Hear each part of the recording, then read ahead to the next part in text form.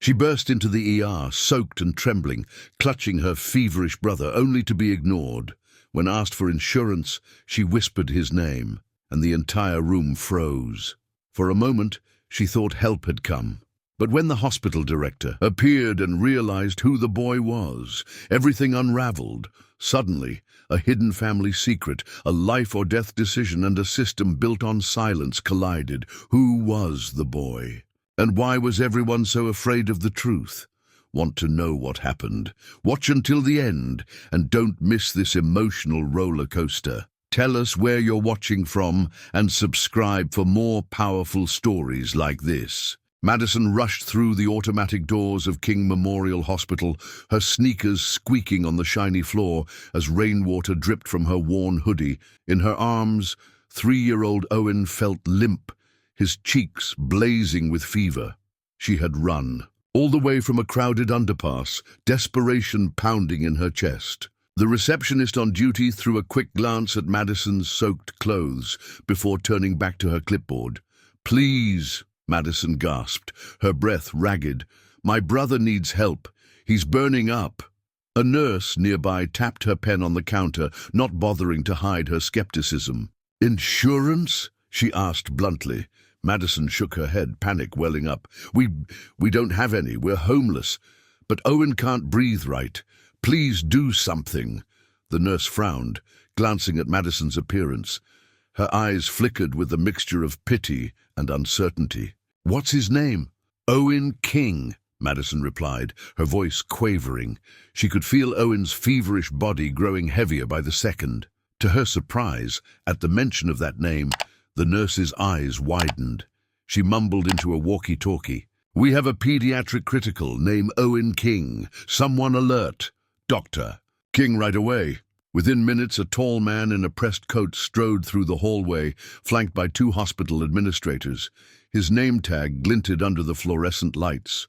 Dr. Harold King, Chief Director. He took one look at Owen's flushed face and froze, as if recognizing something that no one else could see. Where did you say you found him?" His voice shook slightly, despite its authority. Madison's frustration bubbled over. "Found him?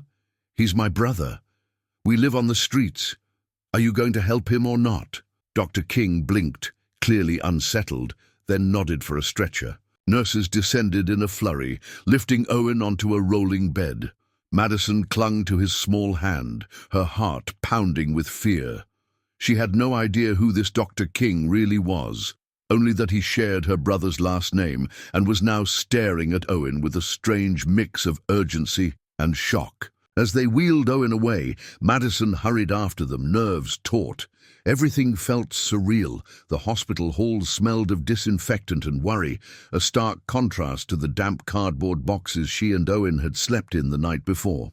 All she knew was that if they didn't act fast, the boy she had protected for so long might slip through her fingers. And something about this hospital and the name King lingered in her mind like a looming storm cloud. Nurses guided Madison into a cramped exam room where they attached various tubes and sensors to Owen's small body.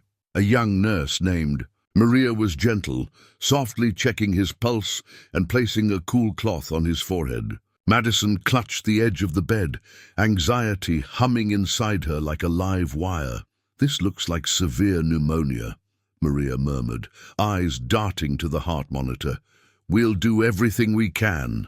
Meanwhile, Dr. King stood near the doorway, speaking in hushed but firm tones to 2 hospital board members. Their expensive suits and polished shoes seemed out of place in the stark environment, especially as they argued about policy and resources. "I'm telling you," one board member hissed, "we discontinued that antibiotic because of budget constraints. We need a formal vote before—" Dr. King cut him off, eyes flashing. "I don't care about the budget right now. That child's in critical condition. Find a way to get what he needs." Madison's heart thumped painfully at the mention of an antibiotic. "What's going on?" she asked, her voice trembling. "If he needs medicine, just give it to him." The board members turned her way, their expressions a mixture of discomfort and disdain. One of them, a tall man with graying hair, forced a polite smile. Ma'am, we have procedures, and frankly, no insurance means— He's 3 years old, Madison cried, fists clenched at her sides. He doesn't deserve to die just because we can't afford it. Across the room, Dr. King ran a hand through his hair, looking more distressed than ever. He opened his mouth to speak, then hesitated, glancing between Madison and Owen. The tension in his posture spoke volumes. He was used to being in charge, yet at that moment he seemed almost powerless against the system he was meant to command. Maria gently placed a hand on Madison's shoulder. "Let me see if I can get a hold of someone in the pharmacy," she whispered, trying to remain calm even as she could see the boy's temperature climbing. In the background, monitors beeped, each sound a grim reminder of Owen's fragile state. Madison's pulse thundered in her ears. She remembered how just days ago she and Owen were sleeping on damp cardboard, his little coughs echoing through the underpass. She'd come here hoping for a miracle, but was confronted by bureaucracy and fear instead. And hovering at the center of it all was Dr. King, someone who shared her brother's last name and, for reasons she couldn't yet fathom, seemed deeply troubled by this unexpected crisis. Time slowed to a crawl as Madison pressed closer to Owen's bedside. His shallow breaths rattled her every nerve. Suddenly, she remembered something that her mother, Isabel, had warned her about. Digging into her pocket, Madison pulled out a battered ID badge, its plastic edges cracked from age. The badge read, "Isabel King, trainee nurse," with a small photo of a younger woman smiling uncertainly at the camera. Madison glanced at it, heart squeezing. Her mother had vanished 2 weeks ago without a word, leaving Madison alone to care for Owen. Now, confronted by a hospital that supposedly bore some connection to them, she felt a surge of defiance. She marched over to Dr. King, who was flipping through Owen's chart. "Look," she said, thrusting the badge into his hand. "My mom worked here once. She told me never to come, that it wasn't safe, but Owen was burning up. We had no choice." Dr. King examined the badge, his eyes widening. "Isabel King," he breathed. His face went ashen as he looked from the badge to Owen lying on the bed. This is your mother? Isabel is—" Madison nodded angrily. "Yes, she's been missing. All she ever said was that you—" She waved a hand around the room. "And this hospital weren't to be trusted." For a moment, Dr. King seemed paralyzed, his usually authoritative posture dissolving. Then, in a voice strangled with emotion, he whispered, "Isabel, my daughter." A stunned hush fell. The 2 board members, who had been arguing about costs, stared in disbelief. Maria gasped softly. Madison felt her stomach twist. "Daughter? Did that mean Owen?" "He's my grandson," Dr. King murmured, looking at the boy with an expression of grief and awe. "I had no idea Isabel had a child, let alone 2. His gaze drifted to Madison, realization dawning.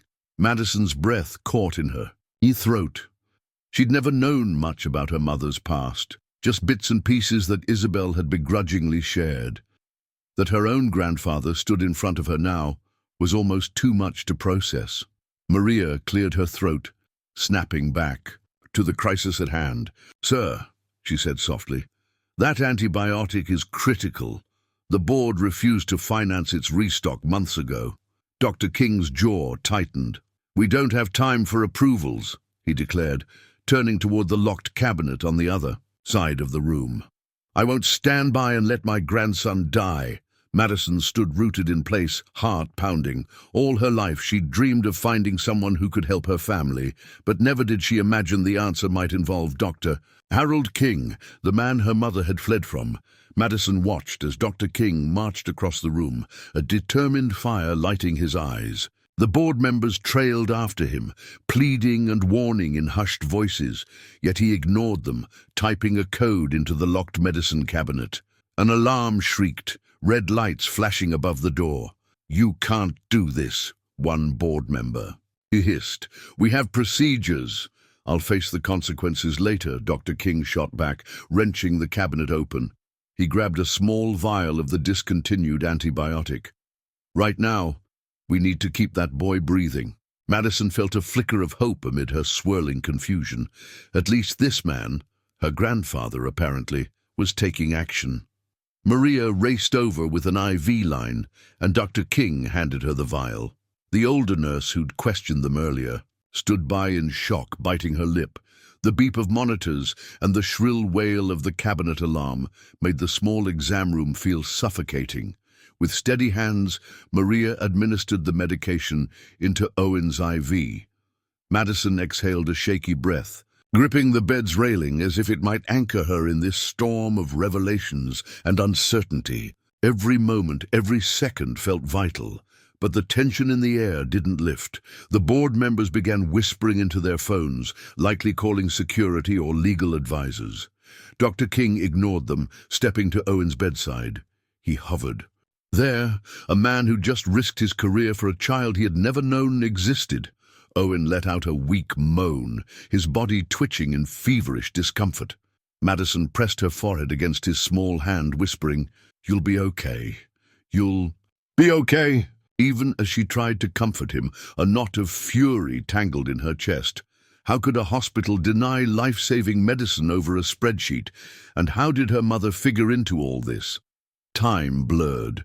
Nurses came and went, replacing IV fluids, checking vital signs, whispering urgent updates. Dr. King stood by, refusing to leave, even when the board members threatened him with suspension. "Take my title if you want," he finally snapped at them, "but let me do this one decent thing." As hours ticked by, Madison refused to close her eyes, terrified that if she rested for even a moment, Owen's shallow breathing might cease. And in the haze of alarms and frantic voices, one question loomed largest in her mind. Where was Isabel? If Dr. King was truly her grandfather, why had her mother warned her so fiercely against ever stepping foot here? By the time dawn crept through the hospital windows, Owen's fever had finally broken. Madison sat slumped in a plastic chair next to his bed, exhaustion pulling at her limbs. She reached out to gently touch Owen's forehead. Cooler now, thank goodness. When she looked up, she saw Dr. King across the room, leaning against the wall with his head bowed, as if in silent prayer. An uneasy calm settled over them, but it wouldn't last. The board members, outraged by Dr. King's defiance, had already demanded an emergency meeting. Word spread like wildfire that the chief director had violated multiple protocols to save a homeless boy who, shockingly, turned out to be his grandson. Before long, local news vans showed up on the hospital's doorstep, and reporters milled about the lobby, smelling scandal. Maria came in with a tray of fresh bandages and gave Madison a sympathetic smile. "You did everything right by bringing Owen here," she said softly. "Sometimes we forget hospitals are supposed to help first, worry about money later." Madison wanted to trust Maria, but the memory of how she'd been questioned and almost turned away still stung. "We had nowhere else to go," she murmured, brushing a strand of hair off Owen's forehead. Down the hall, security guards tried to block camera crews from barging into the ER. Meanwhile, Dr. King was summoned to a board conference room. "I'm not leaving my grandson," he insisted, but a flurry of stern administrators ushered him away. Madison watched him go, torn between gratitude for saving Owen and anger at the fact he'd apparently driven her mother away all those years ago. Reporters began shouting questions whenever staff walked by. "Is it true the hospital denied care? What about your relationship to the boy? Does the hospital always refuse life-saving drugs to the uninsured?" The tension rose with each passing hour. Occasionally, Madison glimpsed Dr. King through a glass panel, locked in heated debate with men in suits. She could almost feel the weight of the guilt pressing down on him. Was he trying to protect Owen now, because he regretted something in the past? While Owen dozed fitfully, Madison stepped out for a moment just to breathe. She stood near the nurses' station, trembling with fatigue, as a few staff members whispered about poor Dr. King and that missing nurse, Isabel. Her mother's name on their tongues felt surreal, Missing nurse? She'd always thought her mother left simply to escape the harshness of the world, not because she was running from something inside these very walls.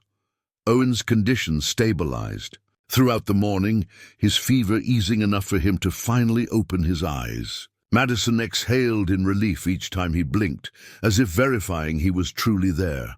She offered him sips of water, coaxed him into tasting a little broth. Every small sign of improvement felt like a giant step away from disaster. But as the immediate crisis receded, a new wave of conflict surged. One of the hospital's lawyers approached Madison, clipboard in hand, asking her to sign a statement clarifying the circumstances of Owen's admission. She read between the lines. They wanted to cover themselves legally, ensuring there was no admission of wrongdoing. "I won't sign anything until Owen is safe," she said, voice tight. The lawyer sighed, thanked her with forced politeness, and left. Not long after, Dr. King returned, his face lined with tension. "The board is demanding my resignation," he said quietly, glancing at Owen with haunted eyes. "They claim I broke too many protocols and put the hospital at risk of lawsuits." Madison folded her arms, recalling her mother's warnings. "Were you the one who put my mom at risk? Is that why she disappeared? She always told me this hospital cared more about protecting itself than saving lives." Dr. King winced. I don't know everything that happened. Isabel and I argued. She saw problems here I refused to acknowledge. One day, she was gone." He hesitated, as though the admission pained him. "I didn't try hard enough to find her." Maria joined them, concern etched on her face. "We need to keep Owen under observation a little longer, but he's over the worst of it. He'll require follow-up care, though, and with your living situation." Her voice trailed off gently. "We live under a bridge," Madison said flatly. "Unless you have a better idea." That was when Dr. King looked up, determination flickering in his eyes. "Come with me," he urged, as if the words barely squeezed past his guilt. "Until we sort this out, I can put you both in a safe place. You and Owen shouldn't be on the streets, not after everything." A swirl of emotions churned in Madison's stomach. She longed for a stable environment where Owen could recover. Yet she also seethed with the memory of her mother's distrust. "If I agree," she said slowly, "you have to promise you'll help other homeless families too, not just me and Owen."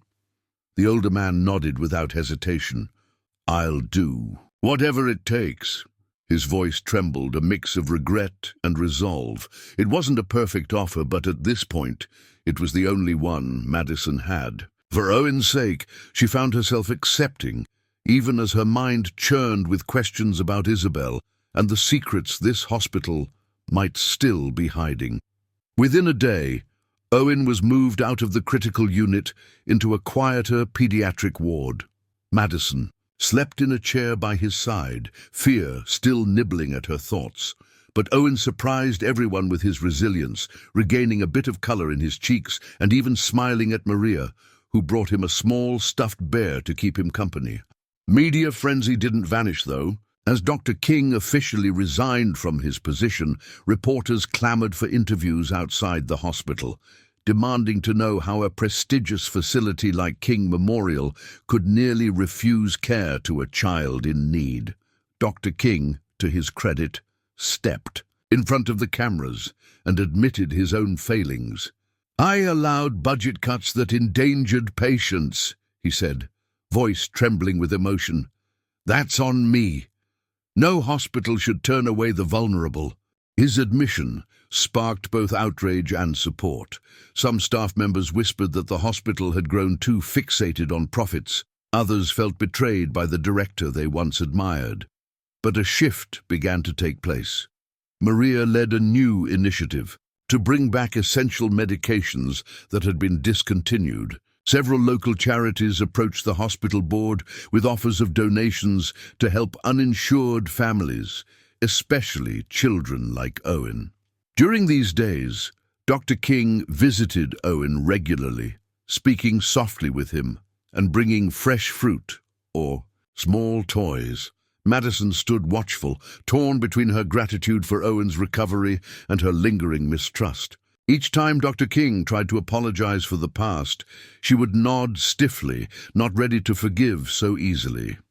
Meanwhile, the question of Isabel weighed heavily on Madison. Why had her mother never told her about Dr. King? What had driven her to disappear? Nurses whispered that Isabel once tried to expose unethical practices within King Memorial, only to meet resistance from those in power, including, supposedly, her own father. Yet for the moment, Owen's health took priority. By the end of the week, his pneumonia had subsided enough for Maria to smile and say, "He's on the mend, a little thin, but definitely bouncing back. He's a tough kid." Madison gently ruffled Owen's hair. "Yeah, he is," she agreed, a swell of pride warming her chest. Perhaps soon he'd be strong enough to leave. But where would they go? The streets again? Or would they accept Dr. King's offer, an offer that came wrapped in remorse and complicated family ties? A week later, the press still crowded outside King Memorial's main entrance, eager for any update on the scandal that had rocked the hospital. Dr. King guided Madison and Owen through a quieter side door where a modest car waited. Owen's pneumonia was nearly gone, leaving only a slight cough. Madison carried a small duffel bag of donated clothes, her heart conflicted as she prepared to leave with the grandfather she'd only just met.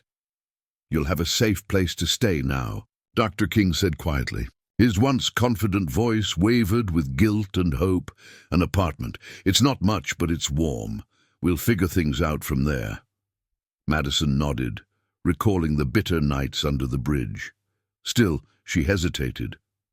"I don't want you thinking this wipes away everything.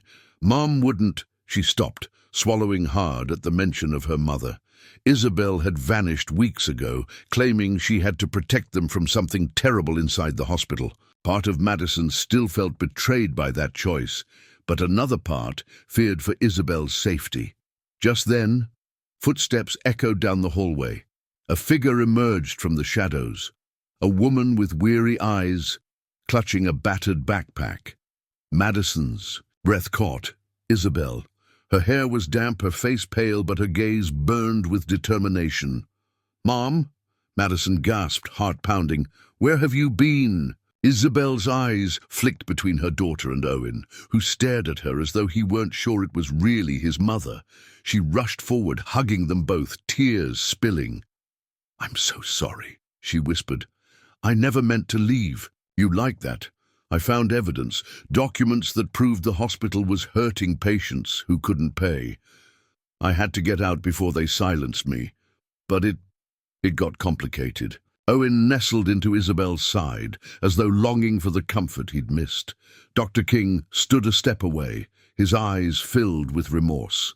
"Isabel," he managed, voice trembling, "if I'd known, I never would have—" She turned, her expression a mix of anger and exhaustion. "Dad, you were part of the problem. I couldn't let them hurt my kids, so I ran." She paused, looking at Owen, his cheeks still a bit flushed. "I risked everything trying to expose them, but I missed seeing my own son in a hospital bed." A moment of heavy silence hung in the air. Then Isabel exhaled, glancing back at Madison. "I heard the news about Owen and came as fast as I could. Maybe we can finally face this together." Madison's eyes brimmed with tears. She felt Owen clutch her hand, and Dr. King lingered nearby, looking both hopeful and ashamed. For the first time, their broken family stood in the same space, survivors of secrets and distance. It wasn't perfect. It might never be. But they were here, together.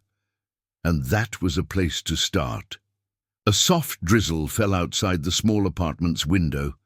The distant hum of city traffic filled the silence as Madison adjusted a blanket over Owen's legs. He was curled up on a threadbare couch, breathing peacefully for the first time in weeks. Isabel paced near the door, glancing out whenever headlights passed by. Her posture was tense. Old habits of being on the run died hard. Dr. King arrived. A few minutes later, bearing a paper bag of groceries and a fragile smile. "I talked with Maria," he said quietly. "She's finalized the homeless outreach program. They're naming it after Isabel, you know, as the whistleblower who first tried to warn us." He hesitated, then set the bag on the counter. "I'm going to testify about the hospital's budget cuts, too. It might cost me whatever reputation I have left, but it's the right thing to do." Isabel nodded, turning to face him. The air between father and daughter still carried a weight of regret, but for once neither looked away. Instead, they shared a silent understanding of how broken trust might be mended over time if they worked at it together. Madison stood by Owen, gently ruffling his hair. She felt a spark of hope flicker inside her. Their lives were still far from perfect. Isabel had secrets yet to reveal, and Dr. King had mistakes to own, but for the first time, they were in the same room, talking about a future that could include all of them, and maybe, just maybe, a happier tomorrow.